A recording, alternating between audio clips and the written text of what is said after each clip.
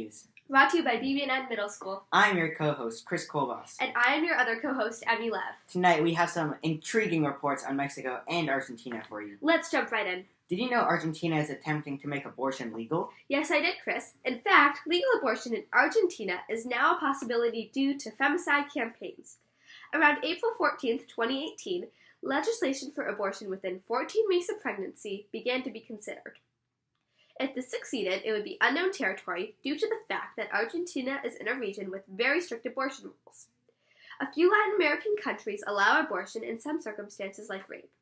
Even though women who have been raped and abused or are allowed to get abortions, there are very few doctors that actually perform this practice for fear of going against the law. A study showed that 55% of Argentinians are in favor of legal abortion, but their approach towards this debate is largely influenced by where they live, geographically speaking. The correlation between those who are in favor of the debate and live in urban cities is large, although some churches believe that sex education in schools is a better approach than killing a baby.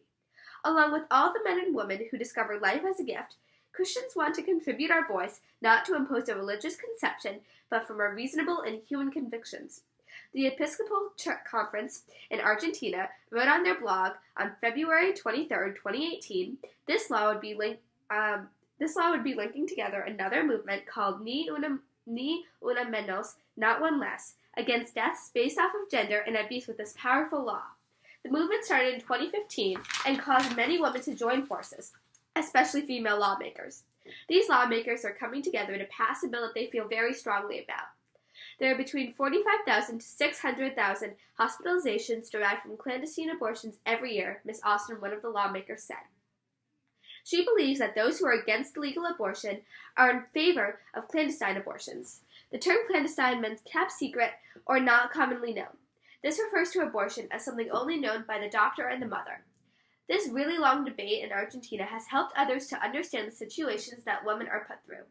It also forces Argentinians to do research on which side of the debate they stand with. When approaching the situation, make sure to know the facts and step inside of each other's shoes.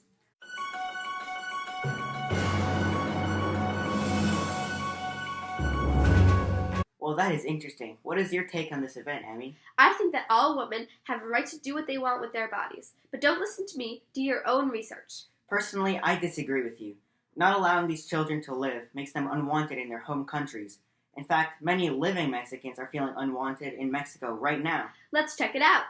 Throughout history, and more in recent years, many immigrants have crossed the Mexico-United States border to try to move and create a new life for the United States. While this event itself is large and is a growing problem for both countries, another problem for Mexico is the amount of people who have to return to Mexico after being forced to leave the United States.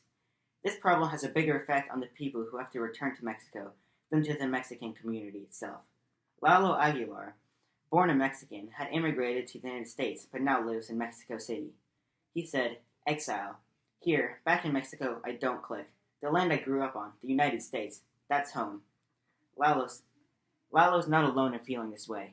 Many Mexican immigrants returning back feel like outsiders in their home country. And it's not just a small minority of people who return. 130 deportees are flown back to Mexico an average of 3 times a week. Even though returning back to Mexico makes it very hard for anyone to start a new life, it has its upsides too. Voluntary returnees and deportees alike don't have to worry about being deported when roaming the streets of Mexico City. However, Lalo Aguilar thinks returning to Mexico makes you feel like a failure, like you have the shame of a criminal. Unfortunately, there is more bad to this story. Many deportees that have been promised scholarships, whether academically or not, aren't able to continue their studies after being sent back to Mexico. Thankfully, there is a lot being done to try to provide help and provide the proper education for everybody, no matter what country they are currently living in. All in all, both Mexicans and Americans should respect each other's cultural differences and not assume each other's wealth, not just in this issue, but in our everyday lives. Wow, 4 life lessons. 2 reports. And 1 crazy night. Well, that's a wrap. Make sure to tune in next week. And for you viewers, this is Nighttime News. Brought to you by BB&N Middle School.